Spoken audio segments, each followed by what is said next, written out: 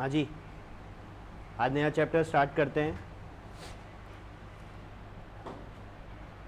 Taxation में।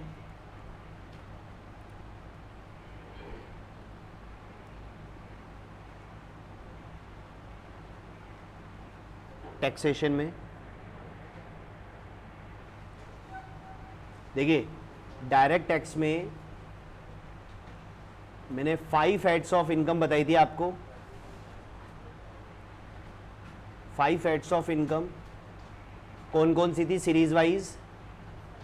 Salary, दूसरी house property, तीसरा बिजनेस प्रोफेशन, चौथा कैपिटल गेन, पांचवा अदर सोर्सेज। इसी सीरीज में ही आप जो है इनकम कैलकुलेट करेंगे और इसी सीरीज में टैक्स कैलकुलेट होगा। तो अपन ने एक कर लिया है हाउस प्रॉपर्टी। आज अपन करते हैं very very important head, that is business और प्रोफेशन। सबसे लेंदी चैप्टरों में से यही है, बिजनेस और प्रोफेशन। ठीक है, ये जो बिजनेस प्रोफेशन है इसको हम सेक्शन 28 से पढ़ेंगे। सेक्शन 28 से सेक्शन 44 तक बिजनेस और प्रोफेशन चलेगा। सेक्शन 28 से सेक्शन 44 तक बिजनेस और प्रोफेशन चलेगा।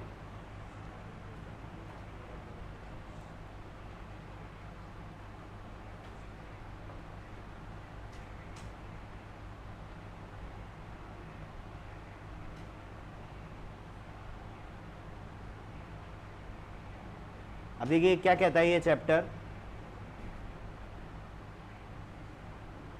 सबसे पहले तो बात करते हैं बिजनेस अलग है और प्रोफेशन अलग है। क्योंकि जो बिजनेस क्लास पर्सन्स होते हैं वो गुड्स की सप्लाई करते हैं, या तो वो गुड्स की सप्लाई करते हैं या वो गुड्स के साथ सर्विस देते हैं। लेकिन जो प्रोफेशनल्स होते हैं वो सिर्फ और सिर्फ कौन होते हैं? सर्विस प्रोवाइडर होते हैं।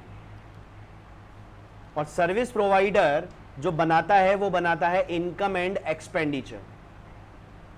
क्या बनाएगा? इनकम एंड एक्सपेंडिचर अकाउंट बनाएगा। और जो बिजनेस क्लास पर्सन्स होते हैं वो प्रिपेयर करते हैं ट्रेडिंग एंड पी&एल। क्या बनाते हैं? ट्रेडिंग एंड पी&एल बिजनेस के लिए। ठीक है,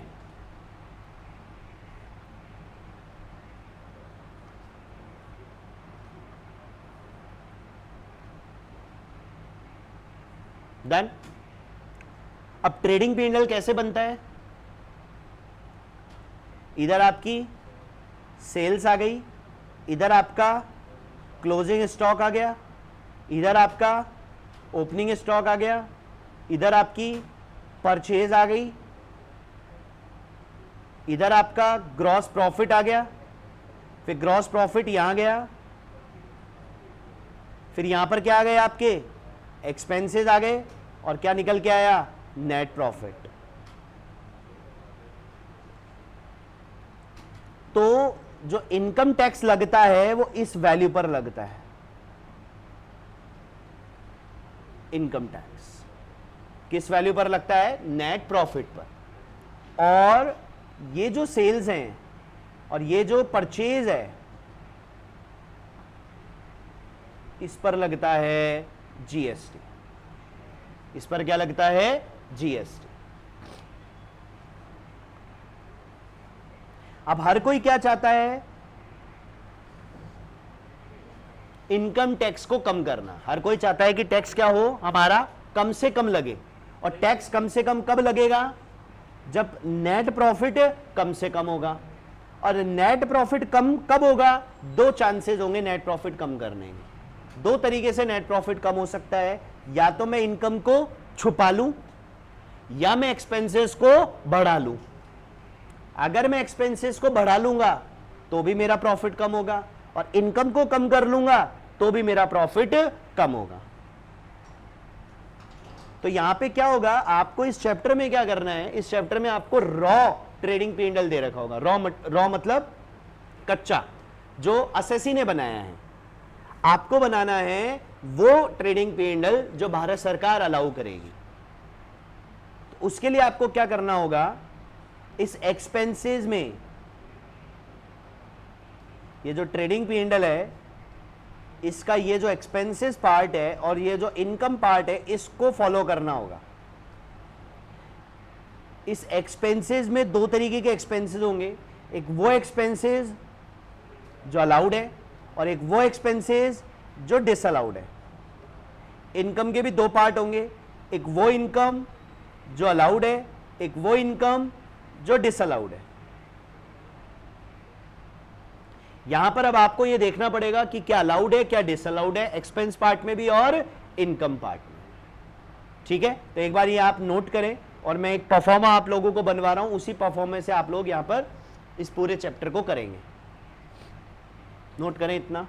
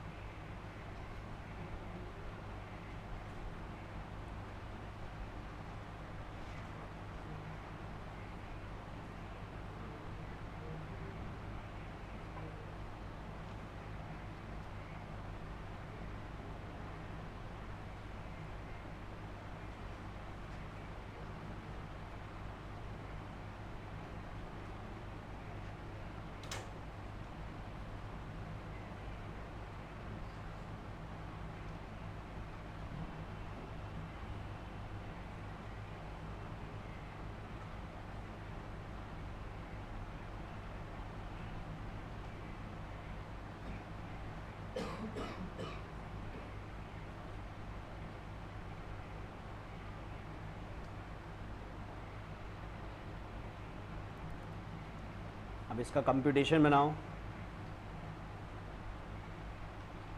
कंप्यूटेशन ऑफ टैक्सेबल प्रॉफिट, वो प्रॉफिट निकालने होंगे जिस पर टैक्स लगेगा 25-26 असेसमेंट के लिए।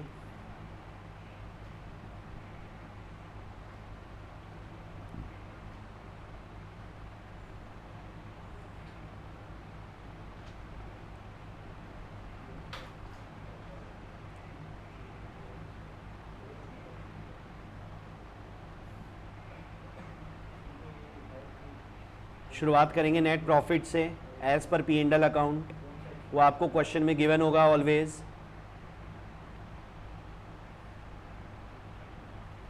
ये क्वेश्चन में गिवन होगा। अब इसमें 4 एडजस्टमेंट होंगे, पहले लिख लेते हैं फिर समझेंगे।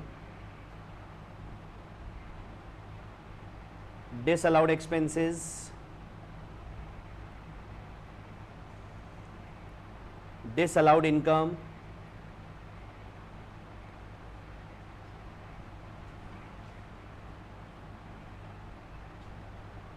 allowed income,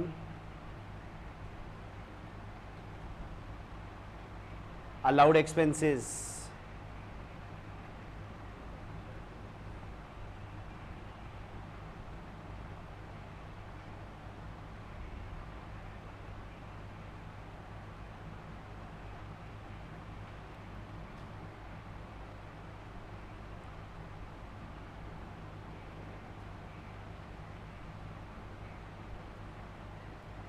फिर जो निकल के आएगा या तो वैल्यू पॉजिटिव में होगी या वैल्यू नेगेटिव में होगी।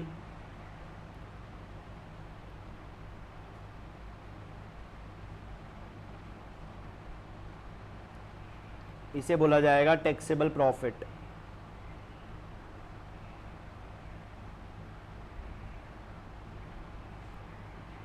Taxable profit.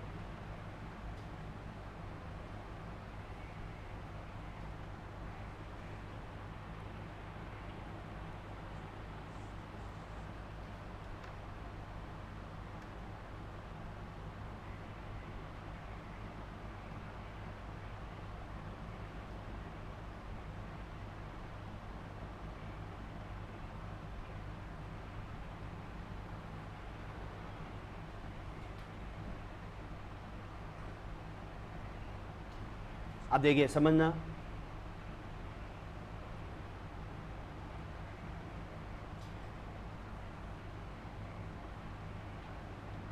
मैंने आपको बताया कि ये जो एक्सपेंसेस हैं जितने ज़्यादा होंगे प्रॉफिट उतने ही कम होंगे।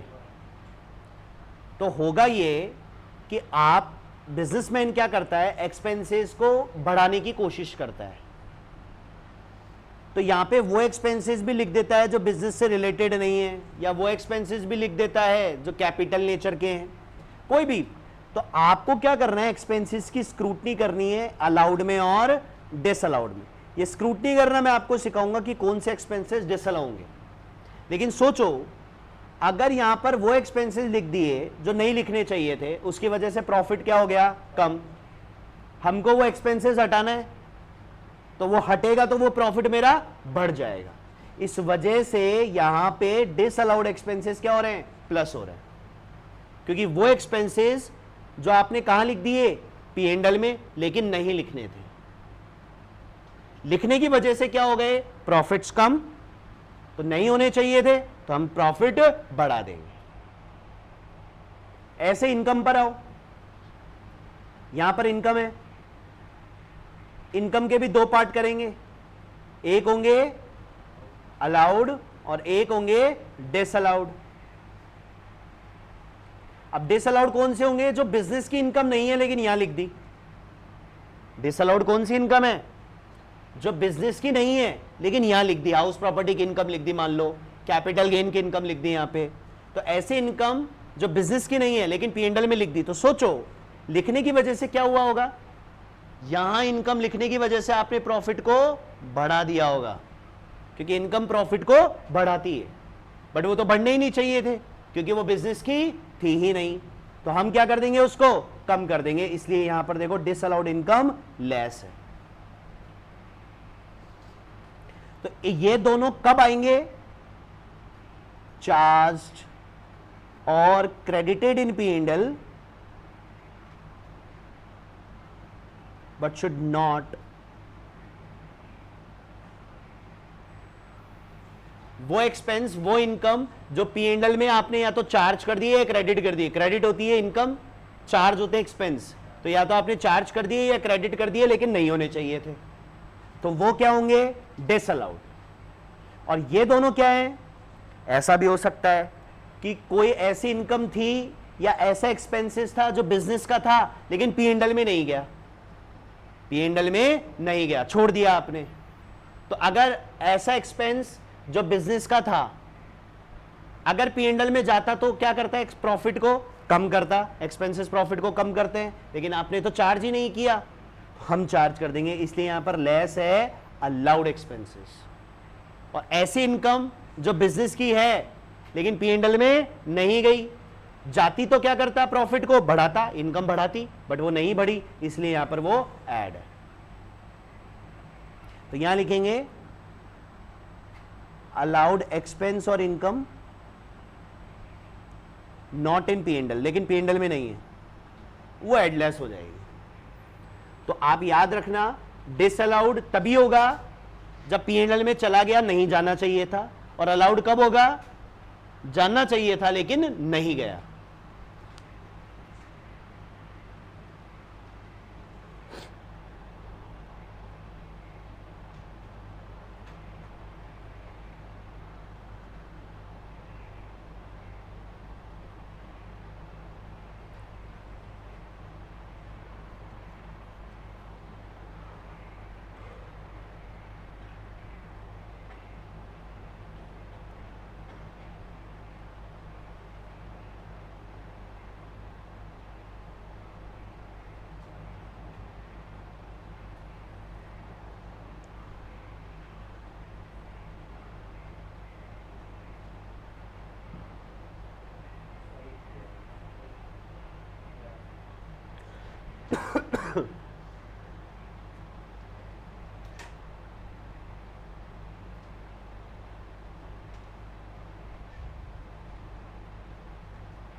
डन। अब यहां पे सबसे पहले आता है सेक्शन 28 चार्जिंग सेक्शन।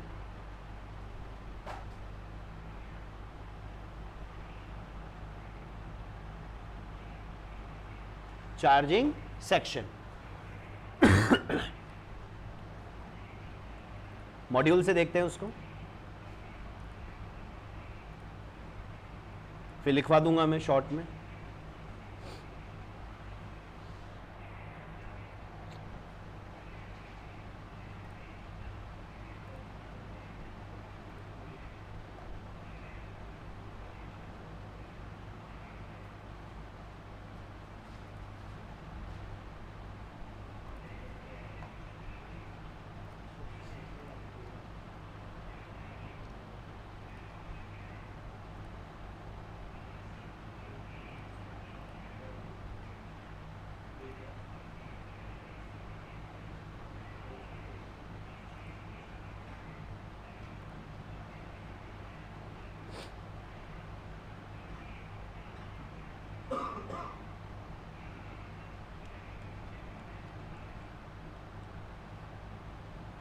कौन से पेज नंबर पे है देखना है?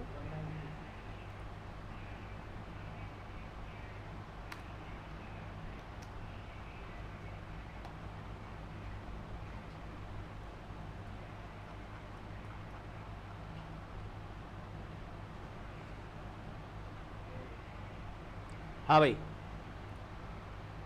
This is the charging section, section 28 important है। इसमें कुछ पॉइंट्स हैं, पॉइंट्स पढ़ते हुए चलेंगे, सारे याद करेंगे। मतलब ये वो हैं, यूं बोल लो ये अलाउड इनकम्स हैं, वो इनकम्स जो सीधे सीधे कहाँ टैक्सेबल होंगी? पीजीबीपी में। दैट्स मीन कहाँ नहीं चाहिए आपके यहाँ अलाउड वाले पार्ट में, कहाँ नहीं चाहिए अलाउड वाले पार्ट में। अगर ऑलरेडी है तो कोई ट्रीटमेंट नहीं करेंगे, और अगर नहीं है तो क्या कर देंगे? ऐड कर देंगे। किसमें? आपके प्रॉफिट्स में, क्योंकि होने चाहिए। ये सेक्शन है कि सीधे सीधे टैक्सेबल होगा। तो स्टार्ट करते हैं। सबसे पहले any profit and gains from business profession. Business profession का किसी भी तरीके का प्रॉफिट और गेन टैक्सेबल होगा अंडर सेक्शन 28 में, वो तो हमें पता ही है। ठीक है, कंपनसेशन छोड़ते हैं एक बार। सबसे पहले इस पॉइंट को पढ़ते हैं। पर्क्यूसिट्स फ्रॉम बिजनेस और प्रोफेशन, ये इंपॉर्टेंट है, ये एग्जाम में आ जाता है। पर्क्स, इसका मतलब क्या हुआ? लेट सपोज आप कोई बिजनेस कर रहे हैं, बिजनेस करने पर आपका जो कस्टमर है, आपका जो क्लाइंट है, उसने आपको किसी तरीके का कोई बेनिफिट दे दिया, एक्स्ट्रा बेनिफिट दे दिया। जैसे लेट सपोज मैं डॉक्टर हूं, मैंने पेशेंट को ठीक किया, पेशेंट ने खुश होकर मर्सिडीज कार गिफ्ट कर दी मुझे। That Mercedes car, it's my perquisites arises from the business profession. वो एक एक्स्ट्रा बेनिफिट है जो मुझे अराइज हुई है ड्यूरिंग दी बिजनेस। क्या वो मर्सिडीज, वो एक्स्ट्रा बेनिफिट टैक्सेबल है? यस। कौन से सेक्शन में? 28 में। तो any benefit, any gift received from the client, received from the customer will be taxable. वो क्या होगी? टैक्सेबल होगी अंडर सेक्शन 28 में। दैट्स मीन कहां नहीं चाहिए वो? अलाउड इनकम में। कहां नहीं चाहिए? Allowed income. तो वही है, the value of any benefits और परक्यूसिट्स अराइजेस फ्रॉम बिजनेस और प्रोफेशन, चाहे वो कन्वर्टेबल इनटू मनी हो, चाहे नहीं हो, चाहे कैश में हो, चाहे काइंड में हो, चाहे पार्टली काइंड में हो। देखो ये रहा, if an authorised dealer of a company receive a car from the company on achieving sales target, तो जो उस कार की मार्केट वैल्यू है वो टैक्सेबल हो जाएगी under the head PGB. Done है? तो ये लिखते हुए भी चलते हैं। पहला पॉइंट लिखिए आप सेक्शन 28 चार्जिंग सेक्शन में, शॉर्ट में मैं लिखाता हुआ भी चल रहा हूं। पहला पॉइंट लिखिए,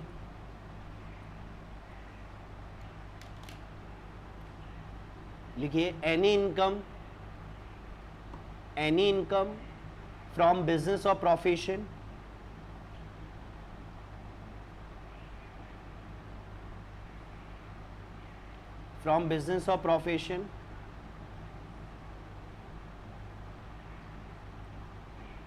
shall be taxable, shall be taxable. Point number 2,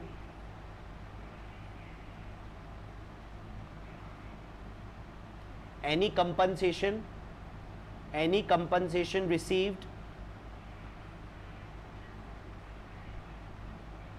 from any person during business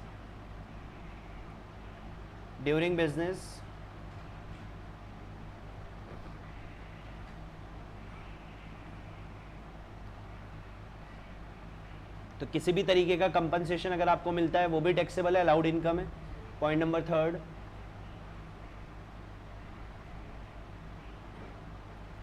any income derived from rendering specific service, any income derived from rendering मतलब देना, from rendering specific service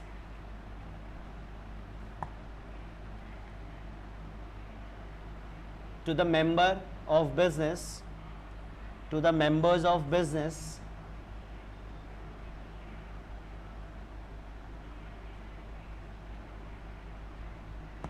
next point of business. Next point, any profit on sale of import license, any profit on sale of import license,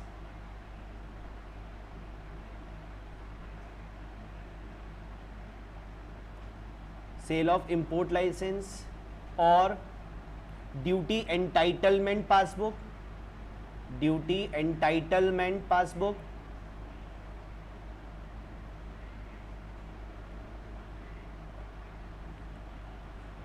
comma duty drawback.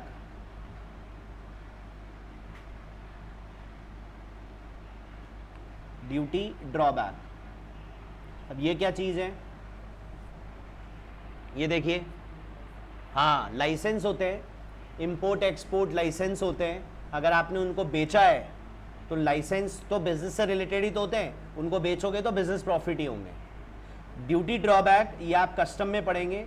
Duty drawback क्या होता है? Duty drawback होता है कि जब आप India के बाहर से कोई सामान लेकर आते हैं तो आपको भारत सरकार को एक टैक्स पे करना होता है, इंपोर्ट ड्यूटी. क्या पे करनी होती है? Import duty. अब होता ही है कि वो माल इंडिया के बाहर से आया और वापस बाहर चला गया कुछ ही टाइम में. टाइम पीरियड इसमें दिया हुआ है अलग अलग, 18 मंथ्स, 15 मंथ. आया और वापस उसी कंट्री में चला गया, तो जो टैक्स मैंने पे किया था वो टैक्स मुझे वापस से रिफंड मिल जाएगा. उसे हम बोलते हैं ड्यूटी ड्रॉबैक, है ना. ये आपको कस्टम में मैं बताऊंगा. जैसे मान लो फॉर एग्जांपल कोई मशीन रिपेयर होने के लिए आई, तो जब मशीन रिपेयर होने के लिए आएगी तो टैक्स पे होएगा, लेकिन रिपेयर होके वो वापस चली गई, तो जो आई थी तब जो आपने टैक्स पे किया था वो इंडिया में तो थी ही नहीं ना, वो तो वापस चली गई, तो उसका हम क्या ले लेते हैं? रिफंड ले लेते हैं. उसे हम बोलते हैं ड्यूटी ड्रॉबैक. तो वो भी बिजनेस से रिलेटेड होती है, अलाउड इनकम होती है, टैक्स देना पड़ेगा उस पर. अब आप कहेंगे सर टैक्स पे टैक्स है क्या? बिल्कुल. Next, any benefit arises during the business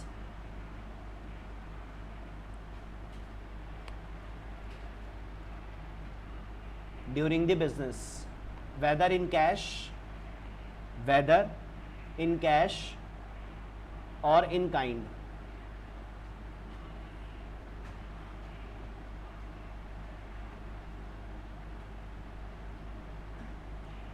और convertible into money or not, और convertible into money or not.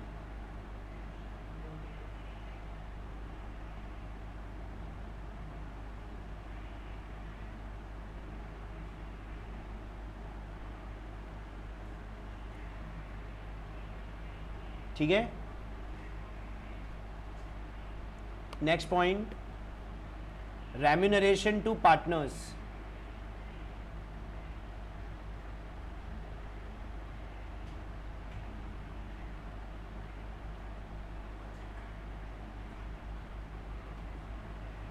अब ये भी इंपॉर्टेंट पॉइंट है, इसमें क्या है, जैसे मान लो एक फर्म होगी, इस फर्म में पार्टनर्स होंगे, है ना, ये आपको थोड़ा बहुत पता ही है। अब होता क्या है, फर्म इन पार्टनर्स को कैपिटल पर इंटरेस्ट देती है, सैलरी देती है, बोनस देती है, कमीशन देती है, ये सब पे करती है। तो फर्म के लिए तो ये एक्सपेंसेस है और पार्टनर्स के लिए क्या है, इनकम। तो ये जो इनकम है इन दी hands of partner,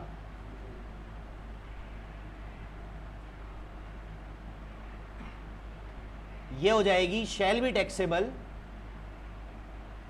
under PGB. यानी पार्टनर्स इस सैलरी, बोनस, इंटरेस्ट, कमीशन पे कौन से हेड में टैक्स देंगे, इसी हेड में, पीजीबीपी में ही, है ना। ओके, तो ये वही पॉइंट है, ये उतार लेना, ऐसे ध्यान रहेगा।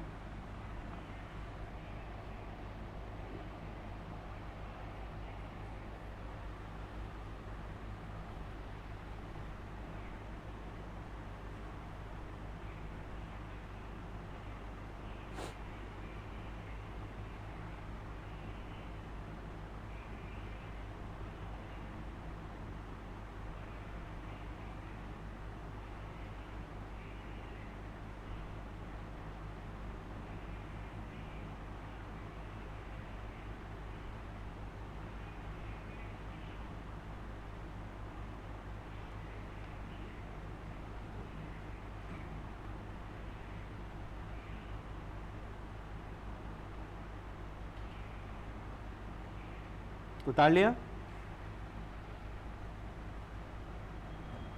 तो ये भी पीजीबीपी में जाएगा, remuneration to partner.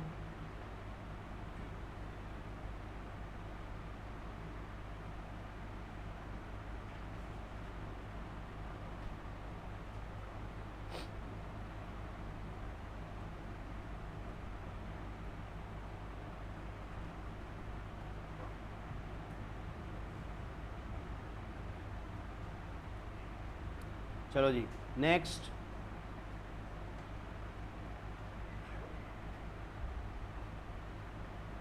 Non compete fee, non compete fee received और amount received for not sharing, amount received for not sharing, non compete fee received और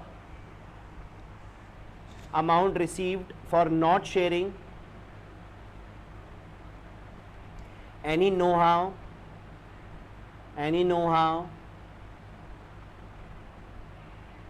comma patent, comma copyright, comma trademark और license।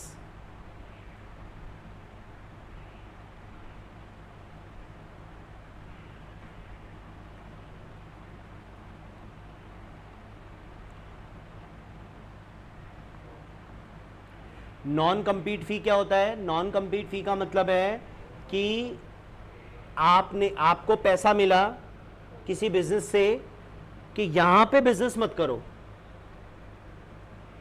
यहां पे business मत करो, आपको पैसा मिला बिजनेस ना करने के लिए, कंपीट ना करने के लिए, तो वो भी किस साइड में टैक्सेबल होगा, आपके पीजीबीपी में, वही अलाउड इनकम में जाएगा वो पार्ट, है ना। या आप know how, patent, copyright, trademark, इसको शेयर ना करने का पैसा मिला तो भी वो कहा जाएगा, पीजीबीपी में।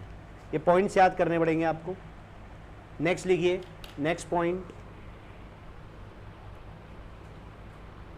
Any sum received under keyman insurance policy, any sum received under keyman insurance policy,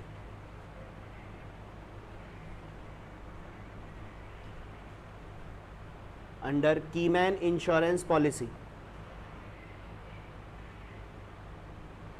including bonus,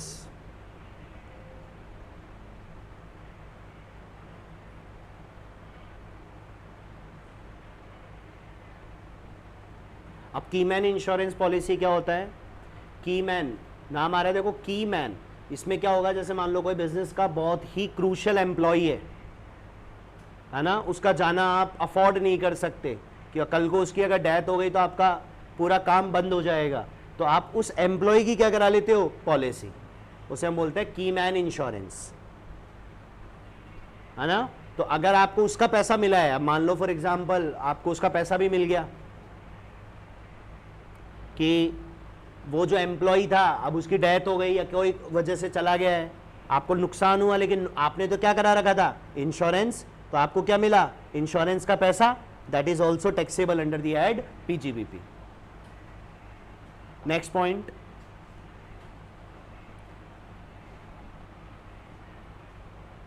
conversion of stock into capital asset.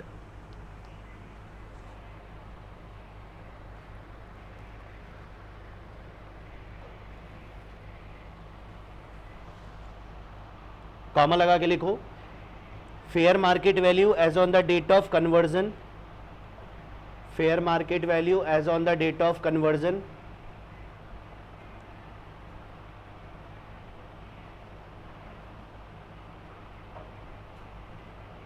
will be taxable. Fair market value as on the date of conversion will be taxable.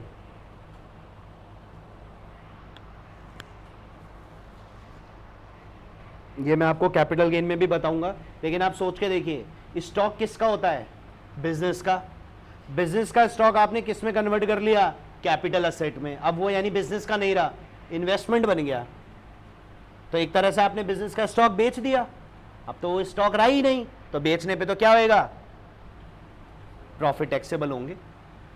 तो हम जिस दिन convert हुआ उस दिन की जो fair market value होगी वो क्या हो जाएगी? टैक्सेबल। ये आपका सेक्शन 28 है, ये वाला पॉइंट छोड़ दो, ये काम का नहीं है, ठीक है। तो ये आपके सेक्शन 28 के पॉइंट्स हैं जो स्ट्रेट फॉरवर्ड आपको टैक्सेबल करेंगे अलाउड इनकम में।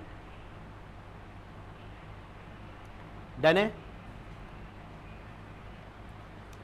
फिर बच्चों सेक्शन 30 से लेके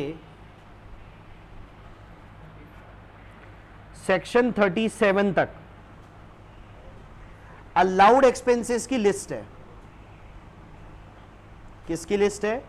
अलाउड एक्सपेंसेस। कौन कौन से ऐसे एक्सपेंसेस जो अलाउड है? अलाउड मतलब आप P&L में चार्ज कर सकते हैं। तो इससे बेटर ये है मैं आपको वो लिस्ट दिखा देता हूं जो डिसअलाउड है, उसके अलावा सब अलाउड है।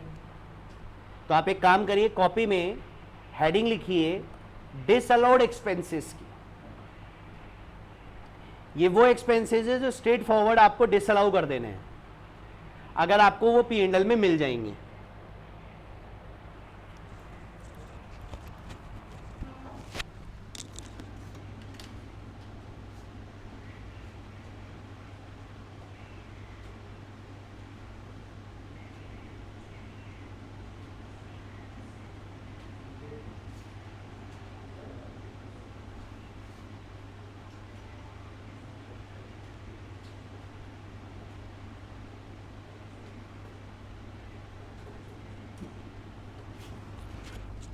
हाँ जी, लिखते चलें डिसअलाउड एक्सपेंसेस की लिस्ट।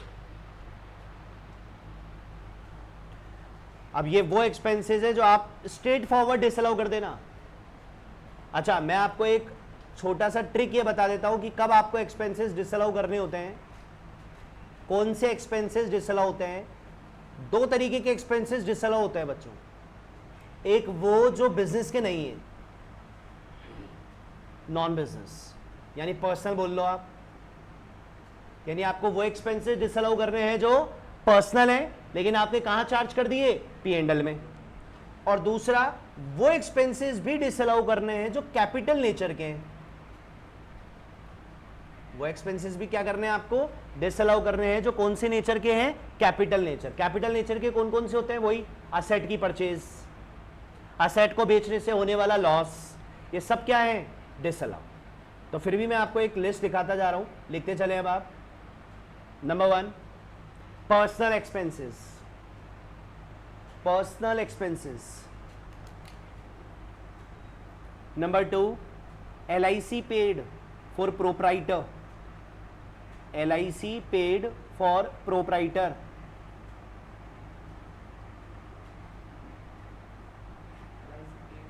फॉर प्रोप्राइटर, खुद के लिए अगर लाइफ इंश्योरेंस पे कर रहे हो तो डिसअलाउड है, लेकिन एम्प्लॉइज के लिए पे कर रहे हो तो अलाउड है। मैंने लिखा है for proprietor. Number third, drawings. Number four,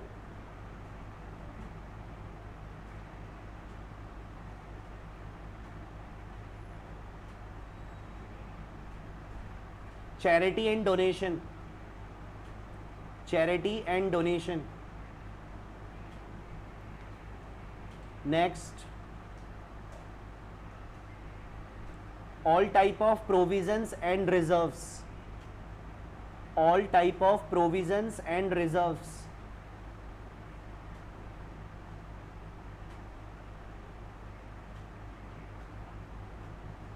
Next, purchase of fixed assets,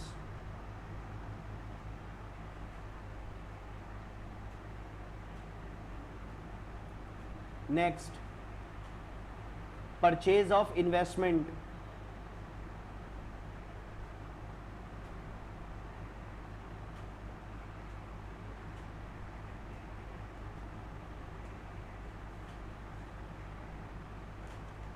next, loss on sale of fixed assets, loss on sale of fixed assets।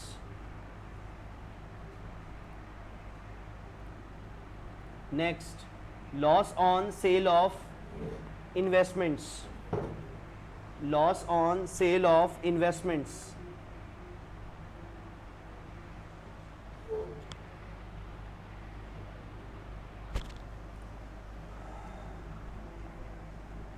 Next,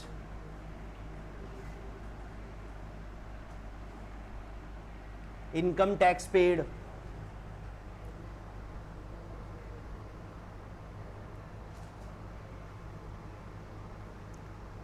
next, goodwill written off,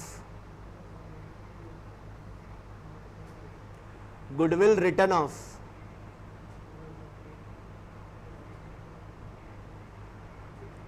Next, preliminary expenses written off, preliminary expenses written off।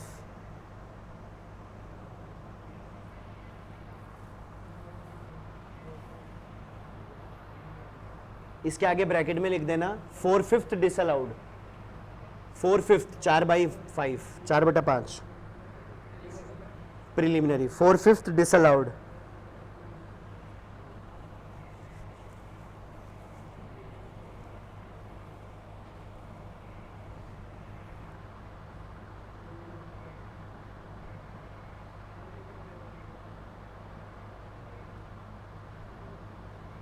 Next, rent paid, bracket में लिखिए not for business, not for business. Next, municipal tax paid, bracket में लिख लीजिए not for business.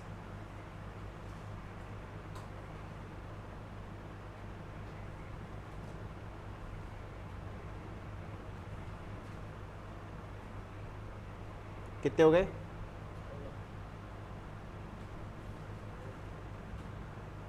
ये वो expenses है जो straight forward या तो कैपिटल नेचर के हैं इसलिए डिसअलाउड है, या पर्सनल है इसलिए डिसअलाउड है। तो आप नीचे इसके खाली भी छोड़ देना। अब जैसे जैसे आप क्वेश्चंस करते जाएंगे कुछ ऐसे एक्सपेंसेस लगेंगे आपको, वो भी आप लिखते जाना और एग्जाम टाइम में इनको याद कर लेना कि ये एक्सपेंसेस स्ट्रेट फॉरवर्ड डिसअलाउड है। डिसअलाउड इनकम भी लिखो अगले पेज पे, ऐसे इनकम जो बिजनेस की नहीं है, disallowed income.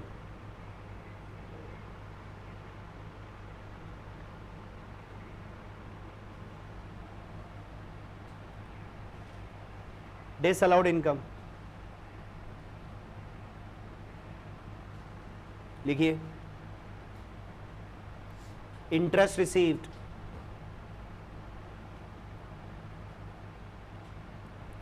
Next dividend received, dividend received,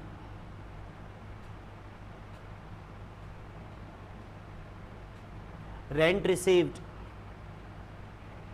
rent received, lottery income, lottery income,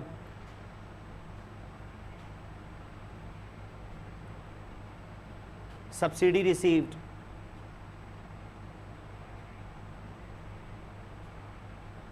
subsidy received, government grant received, government grant received,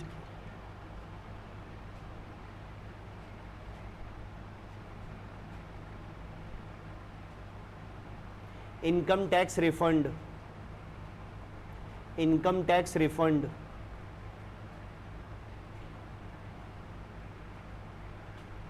next interest on income tax refund, interest on income tax refund,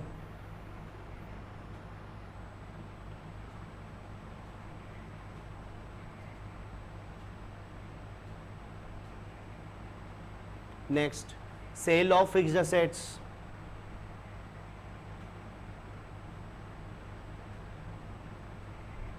next sale of investment,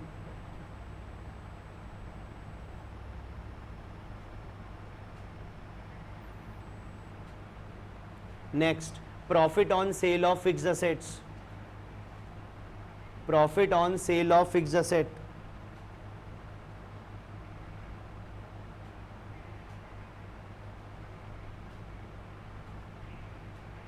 next profit on sale of, क्या लिखा है मैंने, profit on sale of ऊपर fixed assets का भी लिखवा दिया, profit दोनों को लिखवा दिए ना।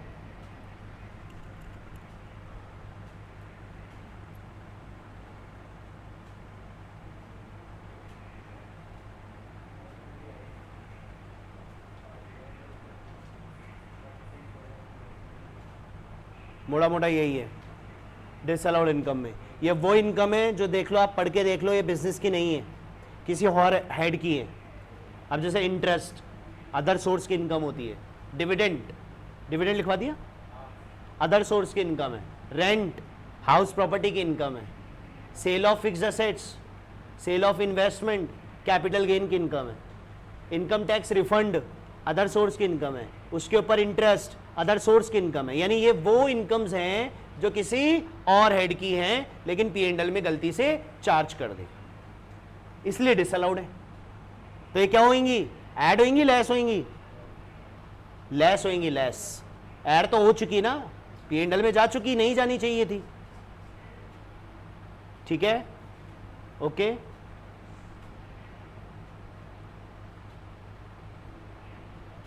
अब इसमें कुछ इंपॉर्टेंट पॉइंट्स लिखिए अब आप लोग, important points.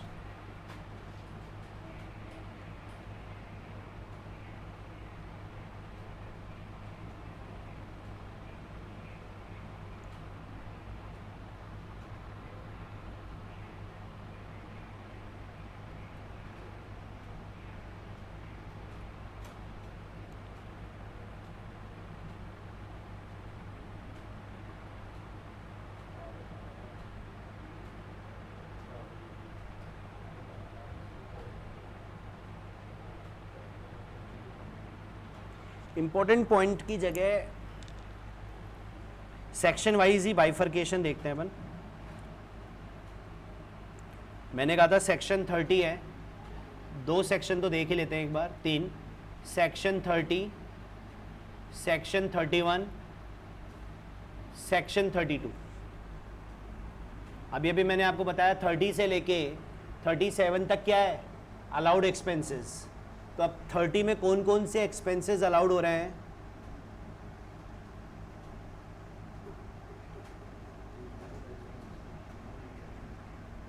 Rent, rates, repair, taxes and insurance of building.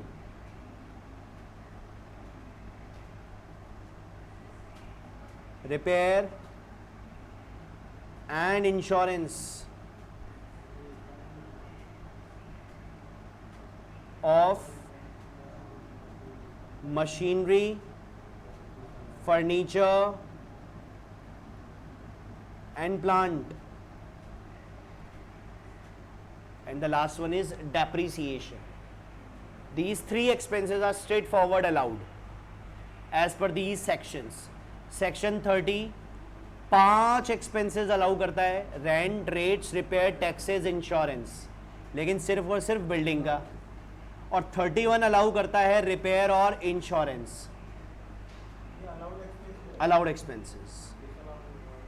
नहीं नहीं, वो डिसअलाउड पुराना लिखा हुआ है यार।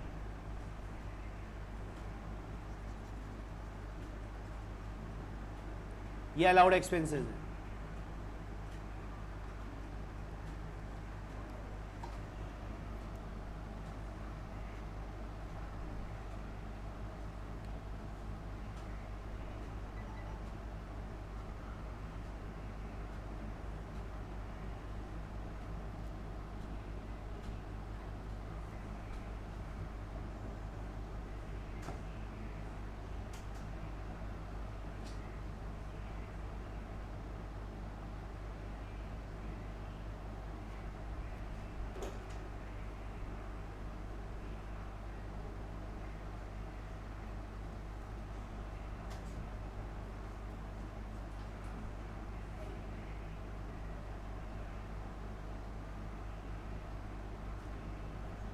हाँ, एक बार बैठो, आ रहा हूँ ऑफिस में।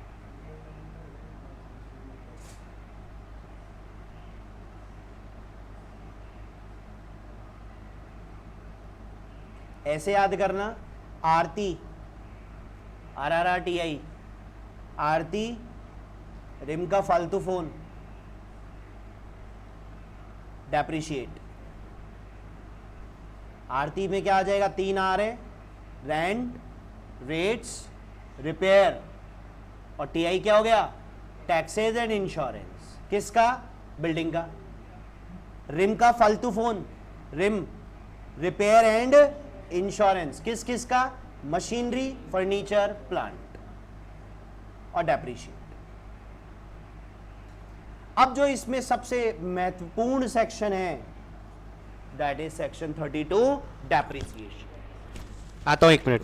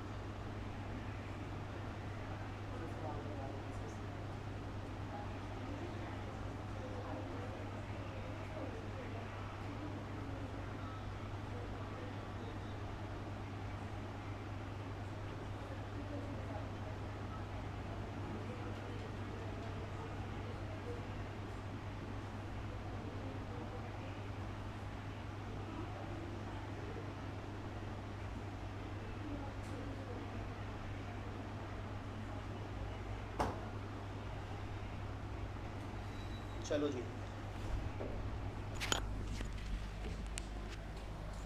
तो सेक्शन 32 फिर डेप्रिसिएशन कल ही करते हैं, कॉस्टिंग कर लेते हैं।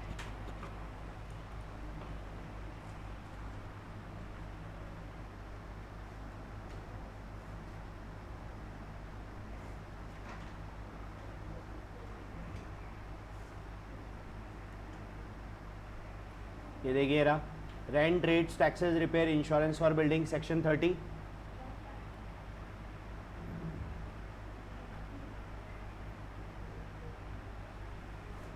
फिर रिपेयर इंश्योरेंस किस किस का, मशीनरी, प्लांट और फर्नीचर, सेक्शन 31। ठीक है। अच्छा, इसमें एक चीज का ध्यान रखता है, मैंने आप लोगों को बता दिया, आपको रेवेन्यू नेचर का इंपॉर्टेंट बात रखनी है। जैसे कि मान लो रेंट, रेट्स, टैक्सेस, इसमें तो कोई दिक्कत नहीं है, इंश्योरेंस में भी कोई दिक्कत नहीं है, स्ट्रेट फॉरवर्ड अलाउड है। हाँ एक बार बैठो, आता हूँ। स्ट्रेट फॉरवर्ड क्या है, वो अलाउड है। लेकिन रिपेयर का इंपॉर्टेंट चीज है, रिपेयर आप बिल्डिंग पे भी करेंगे, रिपेयर आप मशीनरी पे भी करेंगे, प्लांट पे भी करते हैं, फर्नीचर पे भी करते हैं।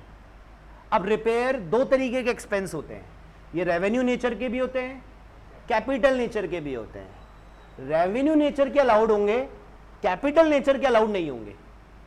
कौन से अलाउड होंगे, रेवेन्यू नेचर के, कैपिटल नेचर के अलाउड नहीं होंगे। सर ये कैसे पता चलेगा कि रेवेन्यू नेचर है या कैपिटल नेचर है? नहीं, आपको यहां पे ये स्पेसिफाई नहीं मिलेगा क्वेश्चंस में।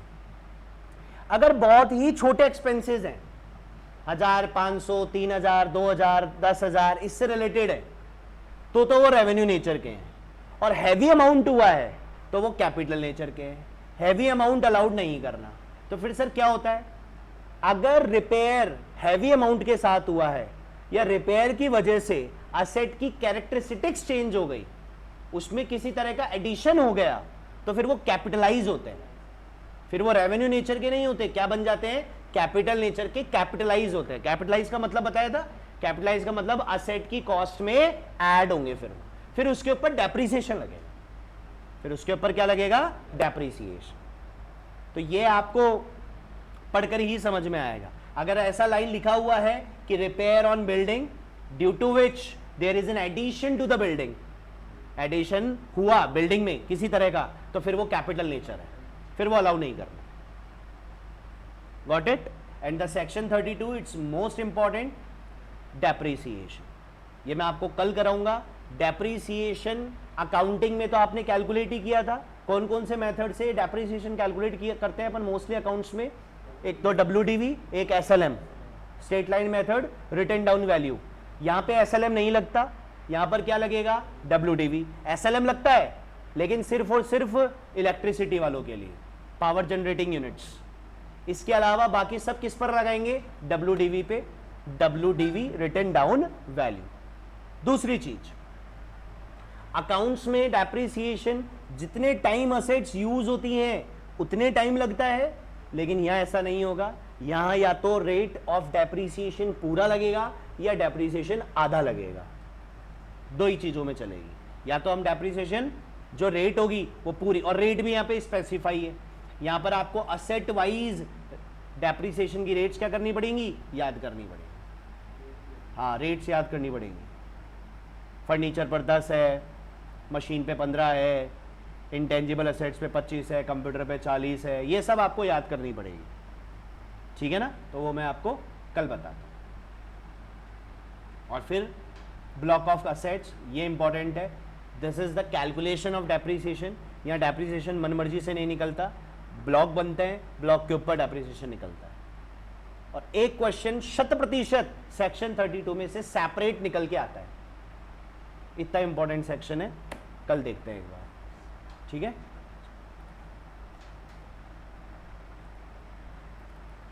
अरे वो डायरेक्ट ही बंद हो गया क्या?